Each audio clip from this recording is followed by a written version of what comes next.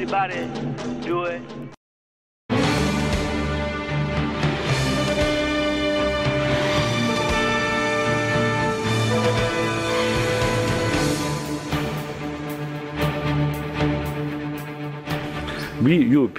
Los europeos deberían saber y no deberían olvidar nunca por qué dar refugio y cumplir con el derecho fundamental del asilo es tan importante.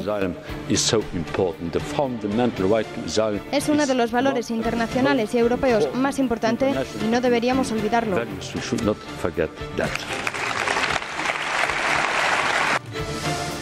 La Unión Europea abre su mano más solidaria para intentar dar cabida a los más de 120.000 refugiados, en su mayoría sirios, que desde hace varias semanas han llegado a nuestro continente. El plan presentado por la Comisión ha sido acogido de forma unánime, bien por la decisión tomada. Pero ¿qué hay de las medidas para evitar que se siga produciendo la tragedia y ese éxodo masivo de personas hacia nuestro continente? 5W, Beatriz Rojo, buenas noches. Empezamos con el qué. Muy buenas noches, Gonzalo. España acogerá a 14.931 refugiados. De momento, es el país, tras Alemania y Francia, que más personas recibirá, dado que Italia, Hungría y Grecia no entran en el cupo al tener que lidiar directamente con la llegada de los migrantes. Decimos de momento porque no se sabe cuántos más van a seguir llegando y cuál será la cifra final de sirios e iraquíes que habrá que aceptar. Los casi 15.000 refugiados se acogerán en los próximos 2 años. El destino último de los refugiados es Europa, continente occidentalizado que, al menos por parte de sus gentes, está recibiendo con los brazos abiertos a estas personas que huyen de una cruel guerra. Y el quien en esta ocasión enfrenta a los ciudadanos europeos con sus líderes. Los primeros, con más o menos conocimiento de las raíces del conflicto, han reaccionado en su gran mayoría abriendo los brazos a los refugiados, actitud que contrasta con la tardía reacción de los políticos europeos en la distribución de los sirios.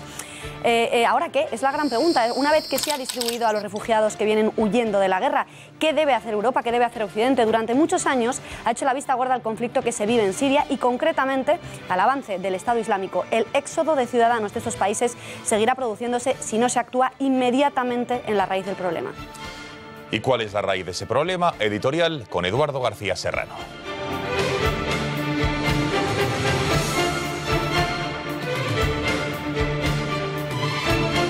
Buenas noches, Gonzalo, Beatriz. La plausible decisión del Parlamento Europeo, a instancias del presidente de la Comisión, sobre la logística y la política comunitaria para atender y paliar las necesidades de los refugiados, no va a solucionar la causa que los ha condenado al éxodo, porque la raíz del problema no es atendida en estas soluciones. El problema ha originado en grandísima medida por la estúpida miopía occidental que fomentó la mal llamada primavera árabe, cuyos resultados estamos padeciendo ahora. Se derrocó a gobernantes que mantenían la estabilidad geopolítica en la zona y que no fueron sustituidos por un orden democrático de corte occidental, que entelequia en aquellos países. Esos vacíos de poder fueron ocupados por la barbarie yihadista en Afganistán, en Irak, en Libia y en Siria, donde además se ha desatado una guerra civil a 5 bandas, leales al presidente, Estado Islámico, chiíes, suníes y milicias cristianas que combaten contra todos y por todos son hostigadas. La política del buen samaritano con los refugiados es plausible, claro, pero no es la solución, que es exclusivamente militar. Solo el inmenso potencial militar occidental puede derrotar sobre el terreno a la barbarie yihadista.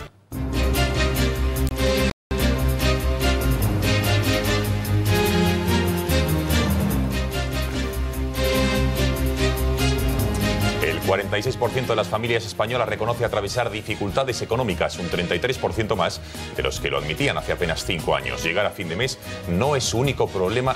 En 10 hogares, 2 han tenido que retrasar el pago de sus hipotecas, de sus impuestos. Según este estudio de la OCU, desde que empezara la crisis, las mujeres se encargan de las finanzas. Espectacular despegue de un avión de British Airways en Las Vegas, entre llamas y con 159 pasajeros a bordo, de los que 13 han resultado heridos y trasladados de manera inmediata al hospital. El avión tenía previsto volar con dirección con destino a Londres cuando el motor izquierdo de la aeronave se ha incendiado. Por suerte, todos los heridos se encuentran en estado estable y fuera de todo riesgo. En estos momentos Apple está dando a conocer las características del nuevo teléfono móvil, el iPhone 6S, en un evento en el que el iPad y Apple TV también están siendo protagonistas. iTunes, Netflix, HBO y Showtime, productoras que van a ir de la mano con la compañía estadounidense. Por ejemplo, entre las novedades, el nuevo mando de Apple TV va a tener una parte superior táctil y una inferior con 6 botones, además de comando por voz.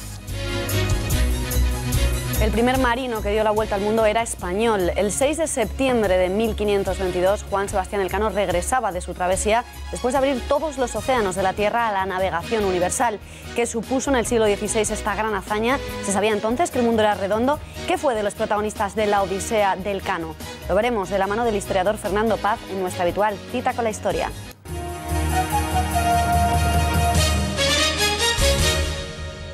Pero son unas elecciones muy importantes y si yo tuviera que dar un mensaje en el día de hoy, le diría a la gente: vaya usted a votar para que no voten otros por usted.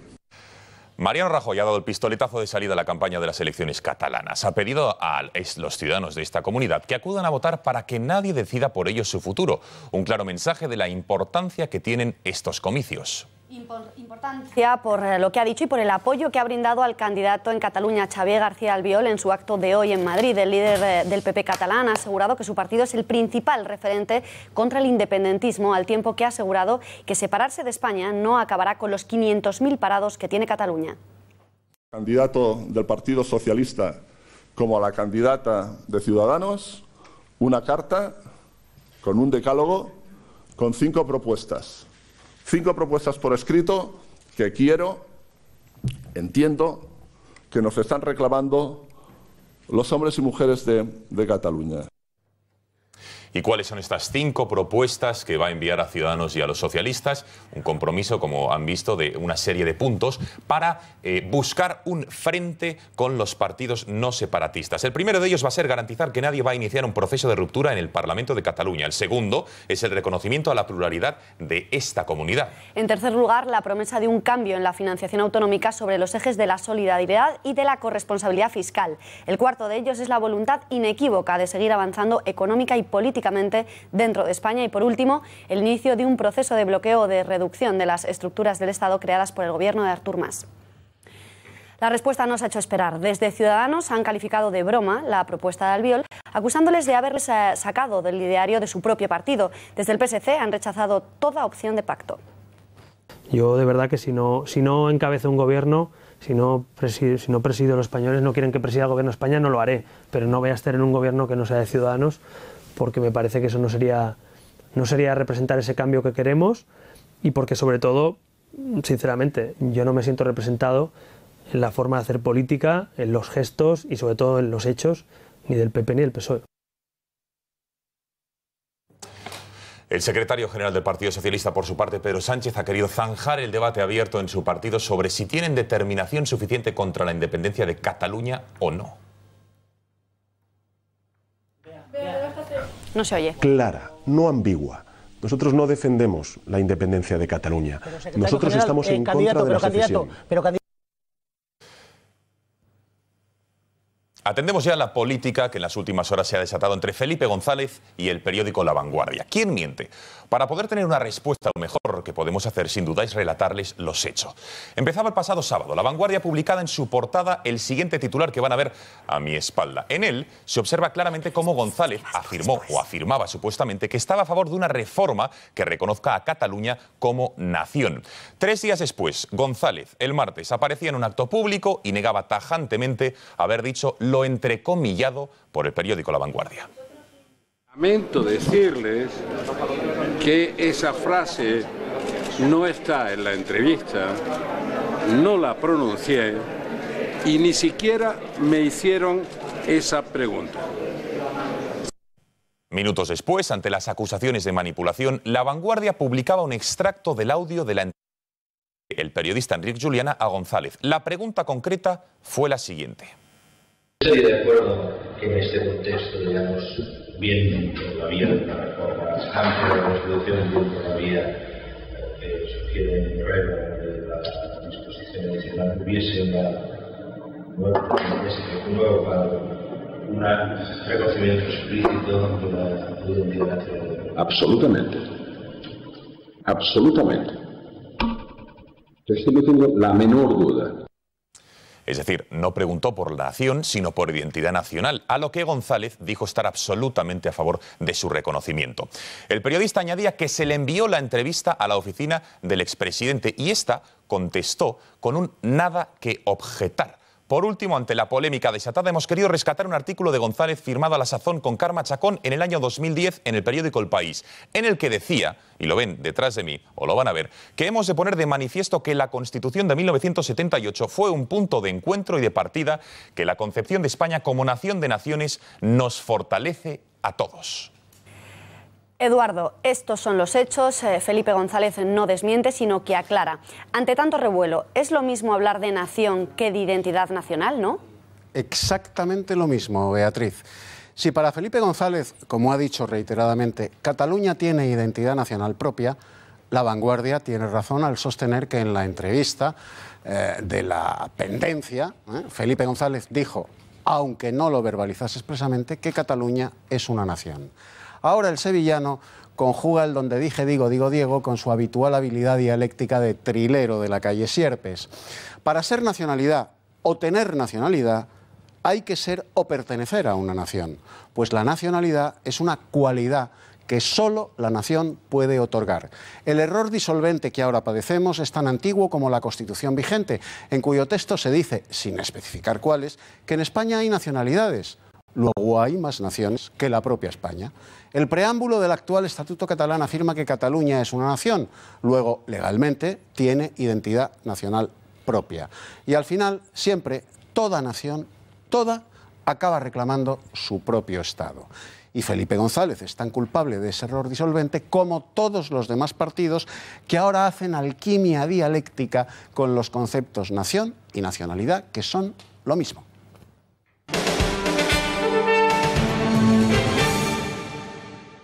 160.000 es la cifra final de refugiados que de momento acogerá Europa. Son 120.000 más que los refugiados que en un principio iba a acoger. Juncker ha pedido varias cosas. En primer lugar, que sean solidarios. Además, ha pedido que no se distinga a los refugiados por religión, recordando que el viejo continente ya cometió ese error. Palabras del presidente de la Comisión, pidiendo a los mandatarios europeos no esconderse detrás de grandilocuencias. Dice que la Unión Europea tiene los medios y la obligación de darles asilo. Los europeos deberían saber y no deberían olvidar nunca por qué dar refugio y cumplir con el derecho fundamental del asilo es tan importante. Es uno de los valores internacionales y europeos más importantes y no deberíamos olvidarlo.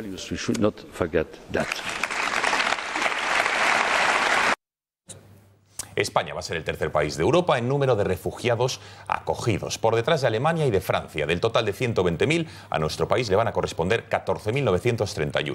Pocos minutos antes de conocer la cifra de refugiados asignada a España, el presidente del Gobierno, Mariano Rajoy, adelantaba que no discutiría las cifras impuestas por Bruselas, al tiempo que se comprometía a ser solidario. El gobierno español va a colaborar para ayudar a aquellas personas que son perseguidas por razones políticas o porque en su país hay una guerra civil, que es lo que está ocurriendo en estos momentos en Siria. Por tanto, España va a colaborar y España va a ayudar, y lo hace desde la convicción de que estamos ante uno de los derechos más importantes que como europeos y como españoles forman parte de nuestro acervo histórico. Ya con la cifra definitiva sobre la mesa, su número 2, Soraya Sáez de Santamaría, ratificaba la determinación del Gobierno de acoger a los asilados sirios solicitados por la Comisión. La cifra que le correspondería a España son 14.900 personas. El presidente del Gobierno esta mañana ya ha señalado que España asumirá la cifra que nos pida la Comisión Europea.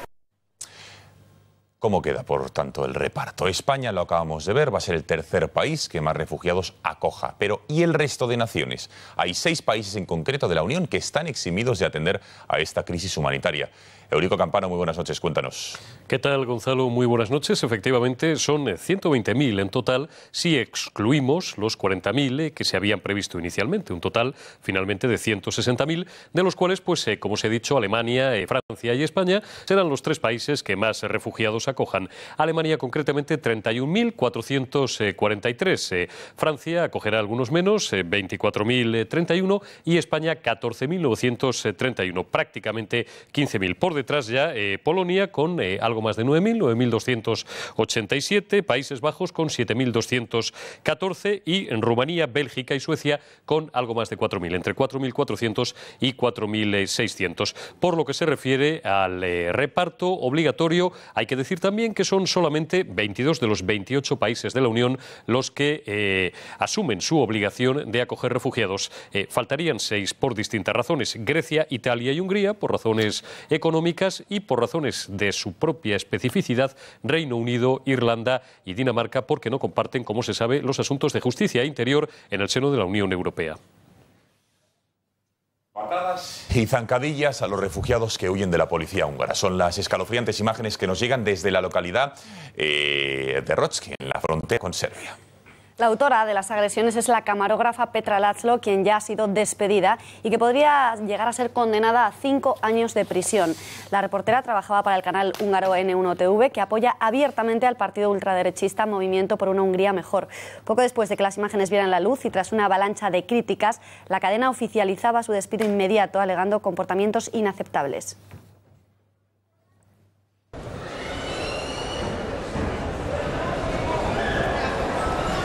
Hungría, finalmente, hoy Hungría también es noticia porque ha descubierto a 2 terroristas infiltrados entre los refugiados.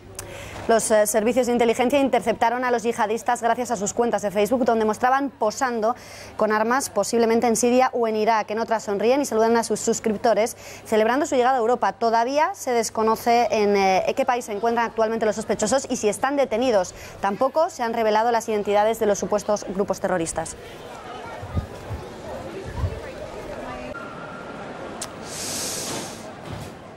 El destino de los refugiados.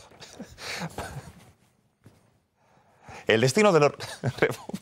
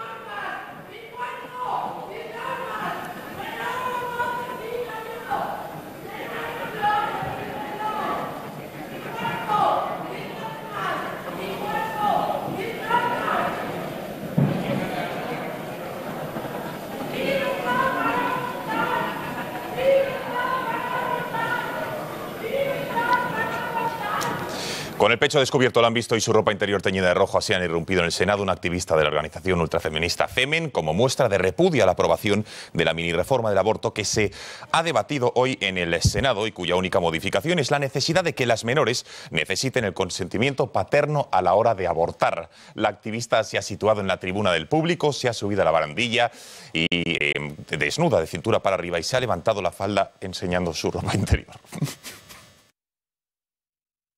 ¿Cómo se coloca?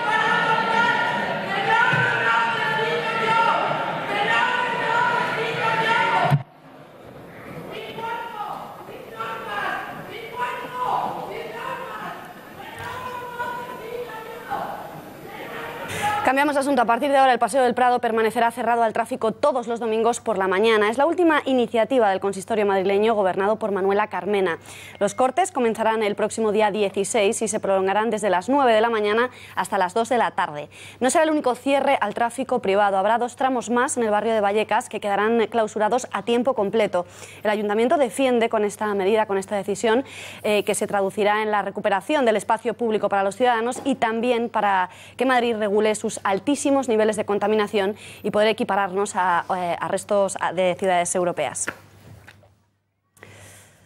Podemos admite que Bildu es el partido con el que tiene mayor afinidad programática. Sus propuestas económicas y sociales, dicen, son compatibles. Palabras de Roberto Uriarte, secretario general de la Formación Morada en el País Vasco, quien ha reconocido que tan solo le separan unos pequeños puentes de los batasunos. Es decir, estamos, programáticamente no estamos lejos, nuestras propuestas sociales y económicas en muchos casos son compatibles con ellos, pero hay unos pequeños puentes que en nuestra opinión Bildu debería de tender para acercarse no a nosotros, sino para acercarse a las reivindicaciones de la sociedad vasca.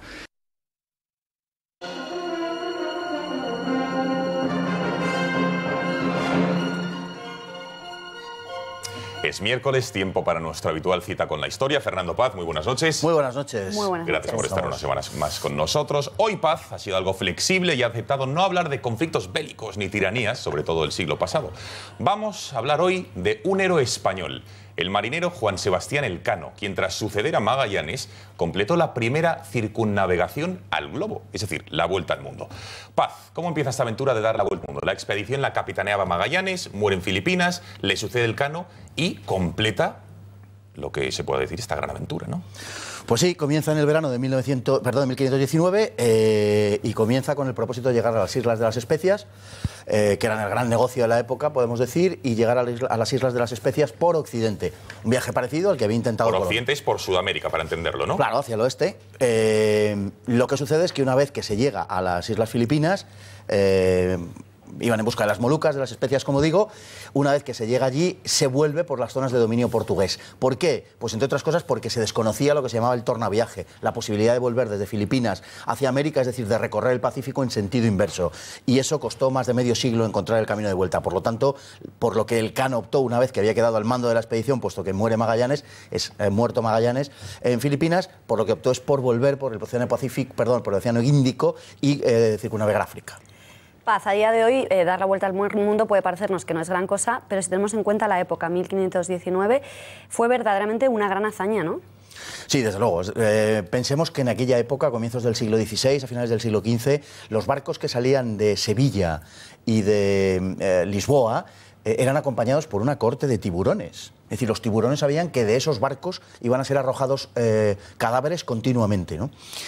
Pensemos que de esta expedición, en concreto, salieron 200... Lo sabían por la costumbre. Sabían por la costumbre, obviamente, sí. No, bien, de hecho, en el camino a las Islas Azores, entre Europa y las Islas Azores, hay una zona que se conoce como el Mar de las Yeguas, porque allí se arrojaban los caballos desde los barcos en las tormentas que sufrían estas embarcaciones, ¿no? Entonces, había una gran cantidad de comida a disposición de los tiburones y por eso seguían a los barcos, ¿no? Esta expedición en concreto salió con 234 marineros y volvieron 18. Por cierto, que están conservados sus nombres en una placa de Sanlúcar de Barrameda, ¿no? 234 y vuelven 18, entre ellos Elcano. Entre ellos Elcano, efectivamente. Es decir, de las 5 naves que salieron, volvió solo una, la nave Victoria, y en ella volvió Elcano comandando una expedición de 17 marineros, bueno, que volvieron a España en una situación verdaderamente espantosa. Se habían comido los cueros de los pantalones, de las botas e incluso de los arreglos de los mástiles. Se habían comido absolutamente todo lo que había a bordo. ¿Quién se lo había comido? Los marineros. Los marineros. ¿Para sobrevivir comen cuero? Sí, señor, para sobrevivir. No solamente cueros. No sabía de esas propiedades del cuero. Sino que las ratas eran cotizadísimas a bordo. Costaba medio ducado una rata para comer. O sea que la situación era verdaderamente tétrica. Y además padecieron escorbuto, que es una enfermedad que se produce por carencia de vitamina C, que infla las mandíbulas y, en fin, produce unos resultados devastadores. De 234 volvieron 18 y no es que el resto se fueran de parranda. Bien. Entonces, ¿el objetivo exacto de la expedición cuál fue? Porque, desde luego, se sabía, por ejemplo, que el mundo era redondo, sí. Sabían que se iban a encontrar con Sudamérica, ha hablado usted de la ruta de las especias, pero exactamente ¿a qué iban? Iban a conseguir llegar a las Islas de las Especias para dilucidar si aquellas islas pertenecían a España o a Portugal.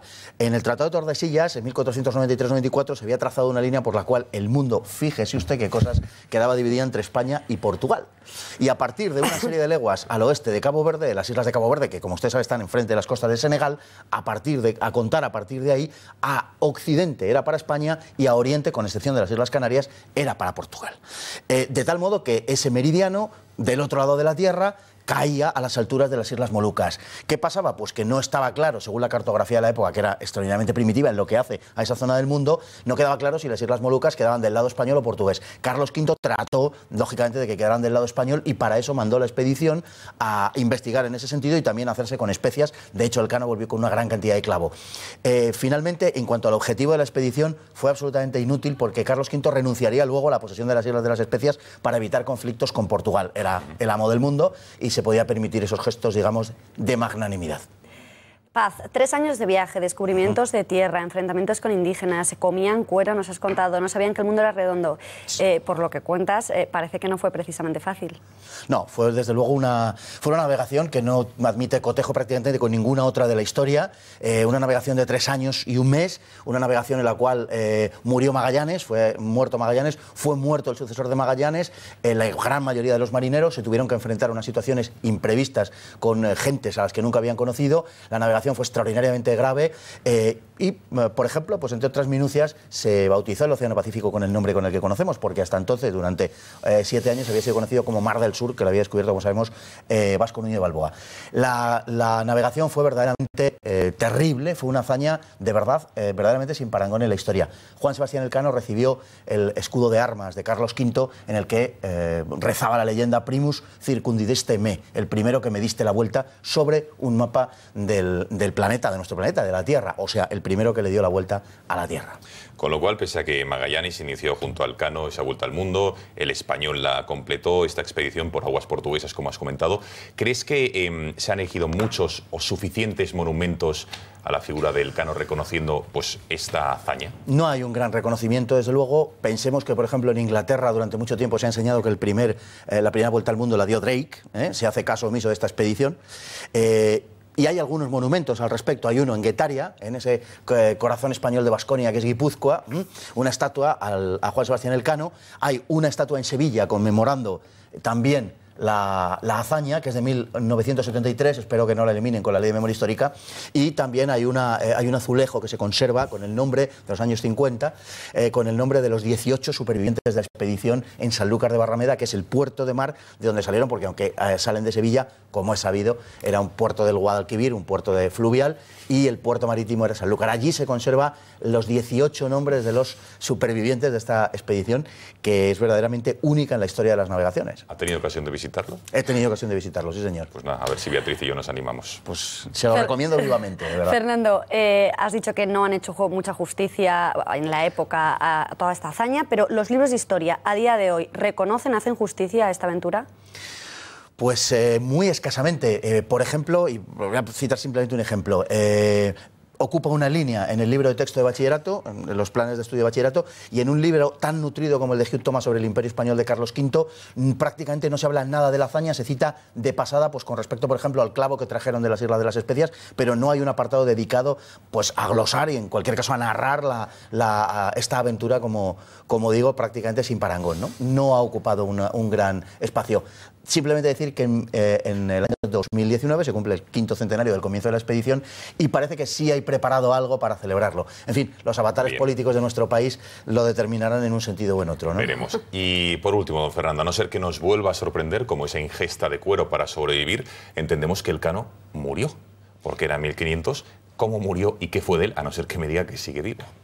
No, desgraciadamente no. Otro gallo quizá nos cantara si siguiera vivo. Pero no, murió unos años después, 4 años después, en una expedición, la expedición de Loaiza, en pleno Océano Pacífico. Y también murió en julio, creo recordar, de 1526. Y murió también, bueno, pues asediado por el escorbuto y por las enfermedades de a bordo. Llevó un diario hasta prácticamente el último día de su vida. Y bueno, se llegó a conocer bastante de lo que vivió en los últimos momentos. Fue atroz, padeció de nuevo el escorbuto y fueron 4 años después del regreso a España. No fue mucho, pero era un hombre de raza. Queda clarísimo. Beatriz, ¿te ha gustado esta efeméride hoy? ¿Te ha gustado? Me ha encantado. Hoy sí estamos de acuerdo. Sobre todo original. Claro que sí. Innovadora. Don Fernando, muchísimas gracias. Un placer, como siempre. Buenas noches y hasta la semana que viene.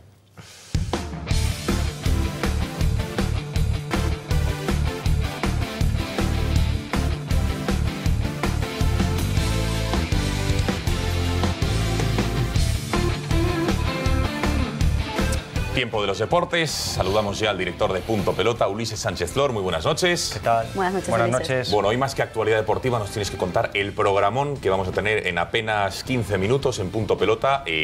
Alineación de lujo y un programa muy polémico en línea de lo que venís haciendo la última semana y media. Exactamente, un programa que viene calentito, ¿no?, por la resaca que nos deja la selección española y los problemas que hay por dentro de la selección española, ¿no? Sobre todo empezaremos analizando las declaraciones explosivas de Vicente del Bosque y de Sergio Ramos, que ha cargado contra Piqué. Vicente del Bosque ha llegado a decir que la selección ganó por casualidad y que no salva a ningún jugador. Es la primera vez que vemos a Vicente del Bosque tan enfadado con el juego, ¿no?, y la actitud de los jugadores. Vendrá Joaquín Maroto, que ha convivido con la selección española en la última semana, ha viajado a Macedonia y conoce los entresijos de los problemas de la selección española. Y sobre todo buscaremos las respuestas y daremos luz a esa cisma que existe ahora en la selección con el caso Piqué, porque Sergio Ramos ha arremetido contra Piqué y ha dicho que no se puede venir a la selección creando polémicas y que hay que ya es mayorcito para aportar soluciones. Unas declaraciones que van a sentar muy mal en el Barcelona, que le van a sentar, este toque público le va a sentar, como decimos, muy mal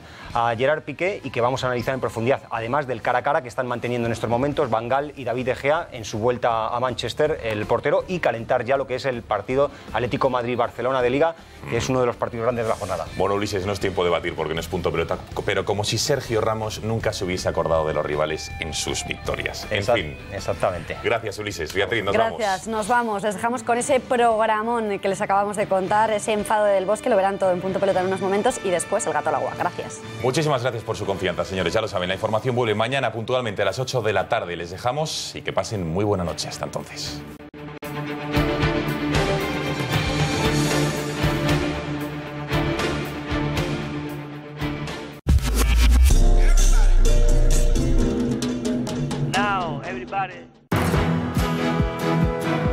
Dar el máximo de nosotros mismos nos hace mejores. No hay una victoria que sea definitiva, ni tampoco una derrota. Hay que seguir luchando. CaixaBank, con el deporte siempre. Patrocinador oficial de la selección española de baloncesto. Por fin ha llegado. La energía que enciende tu vida. Sé inteligente. Y cambia ya tu luz y el gas. Con un 20% de descuento sobre tu tarifa ahorro. Contrata ya Intereconomía Energía. Y llama ya al teléfono 91 193 1600. O déjanos tu teléfono en nuestras webs. Y nosotros te llamamos. Ahorrarás apoyando a tu grupo. Cambia ahora a Intereconomía Energía.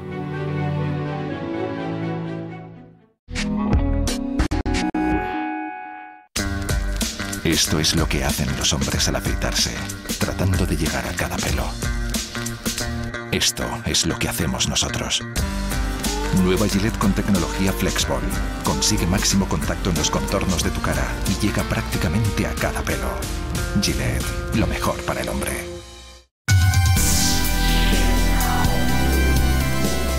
Bienvenidos al arte de la precisión en la cabalgata deportiva Gillette.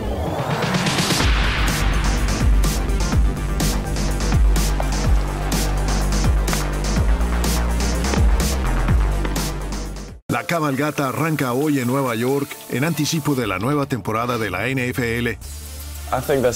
Lo más grande para mí es que alguien te admire porque los has inspirado. Ese es el mayor don en todo esto. Cuando veo un niño en la calle con mi playera puesta me siento humilde. Es algo que me encanta y no lo cambiaría por nada. Odell Beckham Jr. es posiblemente el jugador más codiciado en la NFL en estos momentos. Su temporada inaugural con los Gigantes de Nueva York fue celebrada como una de las mejores campañas de un novato y se lo comparó con los grandes receptores de la historia. Su meteórico ascenso quedó inmortalizado en un despliegue de asombroso atleticismo cuando completó un touchdown a una sola mano en desafío de la gravedad contra los Vaqueros de Dallas. Ese fue un gran momento para mí que nunca podré olvidar. Asir el balón, verlo volar en el aire y hacerlo rodar en la zona de anotación y darme cuenta que lo había atrapado finalmente. Hace mucho que he estado practicando eso y me han regañado mucho por tratar de atrapar con una sola mano. No sabía que esa sería considerada la más grande recepción de todos los tiempos y cosas así. Nunca lo imaginé en aquel momento. Para ponerse en la óptima condición física requerida para escalar tales alturas la siguiente temporada, Beckham trabaja muy duro con el fisioterapeuta Dave Hancock. Tenemos un filtro muy específico que cubrimos y que toma normalmente 2 o 3 horas. Averiguamos qué es exactamente lo que quieren hacer, es decir, qué es lo que quieren mejorar en su juego, su fuerza, velocidad o lo que sea. Y luego vemos su historial previo de lesiones y lo combinamos y creamos un paquete para ellos. Lo que intentamos hacer es comprenderlos hablando y entendiendo cómo trabajan, qué es lo que busca y entonces lo incorporamos en los ejercicios específicos. Es extremadamente importante cuidar tu cuerpo fuera de temporada. No puedes nomás aparecer un día y ganar el Super Bowl. Se requiere mucho trabajo. Antes del año pasado nunca había dejado de jugar ningún juego, ni practicado ni nada. Creo que ha sido una acumulación de todas las lesiones pasadas que finalmente me alcanzaron. Aprender a prevenir lesiones es mucho mejor que tratar de sanarlas. Está trabajando en su equilibrio y control al máximo porque lo ponemos en esas posiciones. Necesita ser muy fuerte al desprenderse de modo que lo sujetamos con lo que llamamos un cabestrillo anterior desde este brazo y a través de todo el frente. De modo que tiene que ser muy fuerte para poder alzar la mano y atrapar y defender con la otra mano. Además de las sesiones de gimnasio, la preparación también incluye trabajo músculo-esqueletal especialmente diseñado para él. El fútbol americano es muy específico en cada posición, de modo que un receptor o ala abierta tiene que ser muy explosivo. Atléticamente, estos jugadores son tan rápidos como los corredores de sprint, solo que tienen que leer el juego y poder recibir un balón. Creo que las alas abiertas y los corredores son los jugadores más atléticos en la cancha. Lo que estamos haciendo aquí es movilizar su sistema nervioso.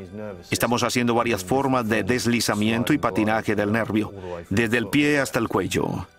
Al movilizar el nervio podemos tratar de liberarlo y permitirle moverse a las velocidades a las que Odell se mueve. La potencia explosiva es parte integral del juego de Beckham que le permite prosperar contra oponentes que tienen una mayor ventaja física. Por lo general soy uno de los más pequeños en la cancha. Todos son más grandes que yo. Tienes que usar ese centro de gravedad, ese balance y tus otros atributos para alejarte de los grandotes. Yo no quiero acercarme a ellos porque ellos quieren golpearte y no quiero que me encuentren. Lo que yo hago es huir de ellos. Luego de lo que hice la temporada pasada, se espera mucho esta también, pero procuro no pensar en ello. Quiero hacer lo mismo que el año pasado, divertirme y jugar fútbol. Esas son las 2 cosas más importantes y lo olvidamos. Cuando creces pierdes ese sueño de infancia, cuando todo lo que querías era llegar a la NFL y jugar fútbol. Estoy ansioso por volver. Ha sido fabuloso hasta aquí y quiero ver hasta dónde puedo llegar. Y ahora volamos a China para ver lo mejor del Campeonato Mundial de Atletismo 2015. El Estadio del Nido de los Pájaros en Pekín fue el escenario del último gran evento de atletismo antes de la Olimpiada de Río el año entrante.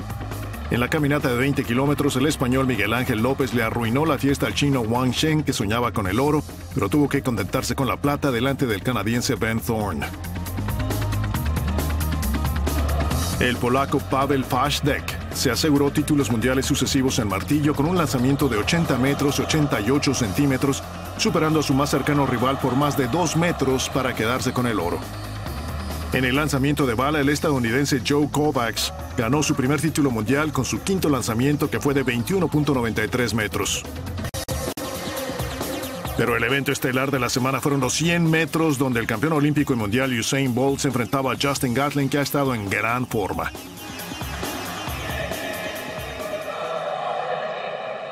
Usain Bolt en el carril 5 y los excampeones mundiales Gay y Gatlin en torno a él en los carriles 6 y 7. La gran final de los 100 metros. ¿Qué tan bueno será su arranque? Un arranque estupendo de Gatlin y Bolt, tomando su paso. Ambos se están desprendiendo ahora. Gatlin y Bolt. ¿Quién va a ganar? Está muy cerca, pero parece que fue Bolt.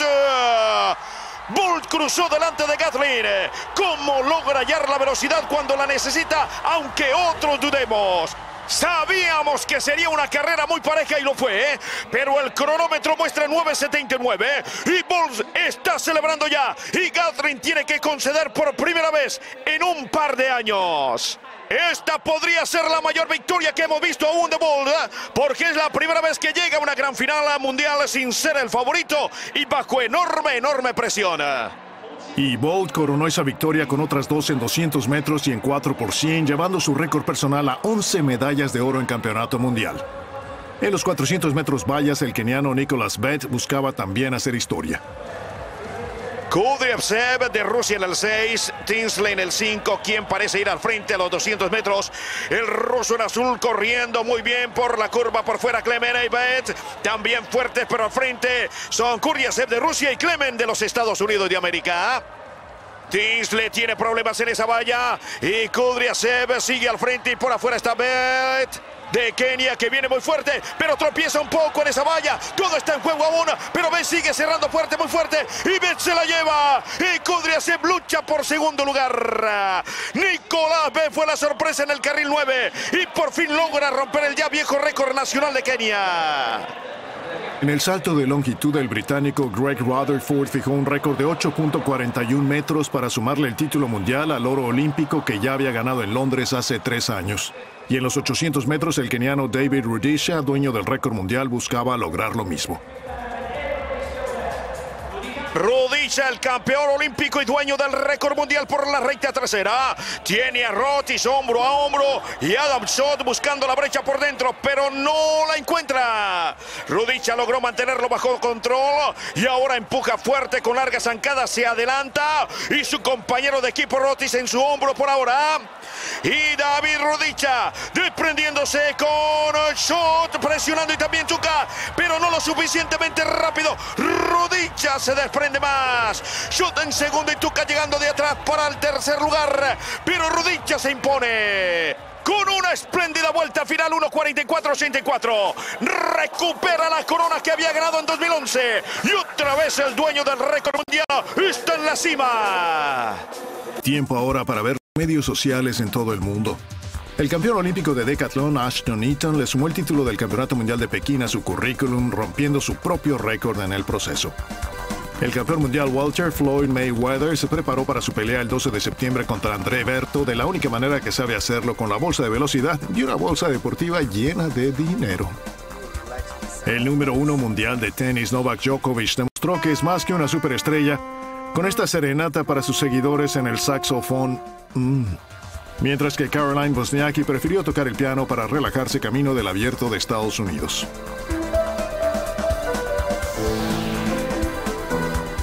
En la Liga Premier inglesa, Manchester City ha ganado todos sus juegos esta temporada sin conceder aún un gol, pero el defensa y capitán Vincent Kompany parece haber hallado al fin un ataque que no pudo detener.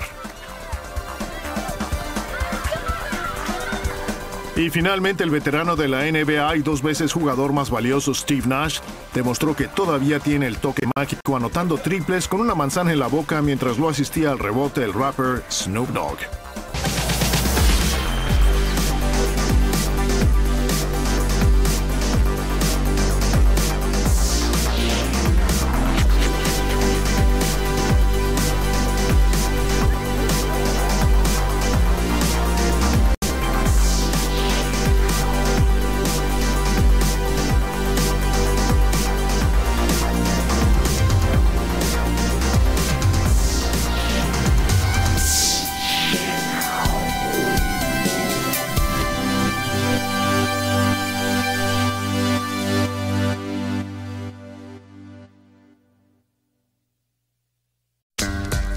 Esto es lo que hacen los hombres al afeitarse, tratando de llegar a cada pelo. Esto es lo que hacemos nosotros. Nueva Gillette con tecnología FlexBall. Consigue máximo contacto en los contornos de tu cara y llega prácticamente a cada pelo. Gillette, lo mejor para el hombre.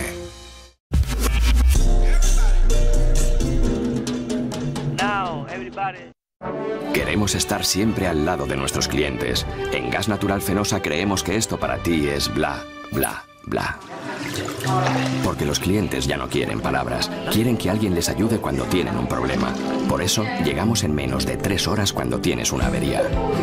Gas natural Fenosa, hecho y dicho. Una velada en Restaurante Portonovo se transformará en un momento especial en nuestros salones o en nuestra terraza, disfrutando de nuestros platos que le evocarán los sabores y las texturas del mar de la tierra de Galicia.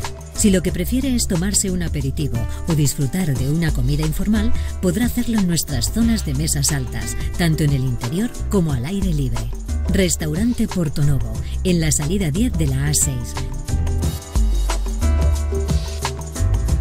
El Grupo Intereconomía pone a su disposición el fondo editorial de la biblioteca Homo Legends, libros de calidad excepcional que hay que tener en la biblioteca. Cada semana podrá adquirir 4 libros por 49 €, gastos de envío incluidos, más una figura de El gato al agua, obras imprescindibles como Tiempos modernos, de Paul Johnson, Plaza del Castillo y Diccionario para un Macuto, de Rafael García Serrano, o El Catecismo de Suma Teológica. Para solicitar la oferta, puede enviar un mensaje con su dirección postal y datos de contacto a propuestas@intereconomía.es.